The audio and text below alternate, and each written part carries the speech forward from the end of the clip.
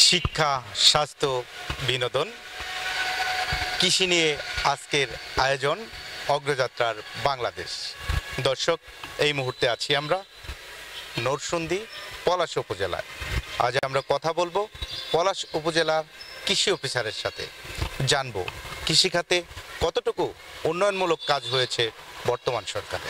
আমাদের পলাশ উপজেলার উল্লেখযোগ্য কৃষি পণ্য হচ্ছে ধান, বোরো, আউশ, আমন। এই 3 মৌসুমে প্রায় ৭,৮৫০ হেক্টর জমিতে ধান উৎপাদন হচ্ছে। আর এই উপজেলায় কলা প্রায় ২৮০ হেক্টর আবাদ হয়েছে এবং আনারস হচ্ছে ১৪৫ হেক্টর, সরিষা ১৪০ হেক্টর আর সবজি প্রায় ৮৫০ হেক্টর।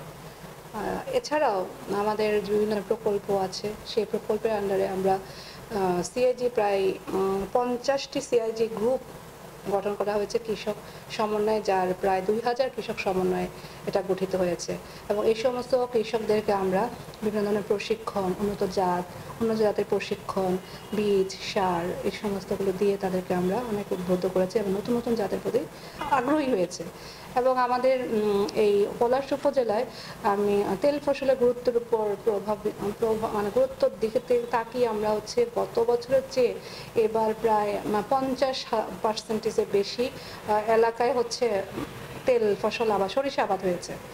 আর সরকারি ভর্তুকি মূল্যে প্রায় আমরা এবার এই বছর প্রায় 2টা কম্বাইন হারভেস্টার দিয়েছি, যার মাধ্যমে কম্বাইন হারভেস্টার দিয়ে এলাকার মানুষ শস্য কর্তন করেছে, যার বাজার মূল্য প্রতি বিঘাতে যেমন আমার কৃষক লেবার লাগতো ৬,০০০ টাকা, ৬ থেকে ৭,০০০ টাকা, সেখানে আমরা এই কম্বাইন হারভেস্টার দিয়ে প্রতি বিঘাতে ৩,০০০ টাকায় কম্বাইন ইউজ করতে পারছে। তার মানে কৃষকের যে লেবার খরচ এটাও অনেকটা ঘাটতি হচ্ছে, আরও হচ্ছে যান্ত্রিকীকরণ প্রকল্পের আওতায় আমরা আনতে পেরেছি কৃষকদেরকে।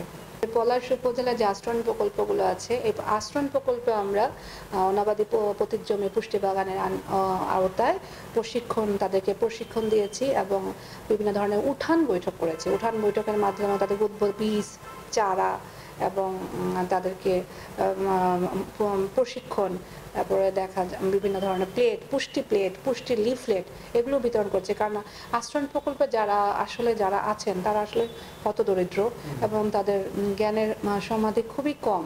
সেজন্য আমরা চেষ্টা করেছি সরকারের যে একটা বড় ধরনের প্রকল্প, একটা প্রজেক্ট, যে আশ্রয়ণ প্রকল্প, এদেরকে আসলে আমরা চেষ্টা করছি যাতে তাদেরকে যে জমি আছে সেটা সর্বোচ্চ ইউটিলাইজ করার জন্য, সেখানে জায়গা খুবই কম, তারপরে সর্বোচ্চ ইউটিলাইজ করার জন্য আমরা বীজ, চারা, কৃষি সম্প্রসারণ অধিদপ্তর থেকে বীজ, চারা, সার এবং হচ্ছে প্রশিক্ষণের ব্যবস্থা রেখেছিলাম।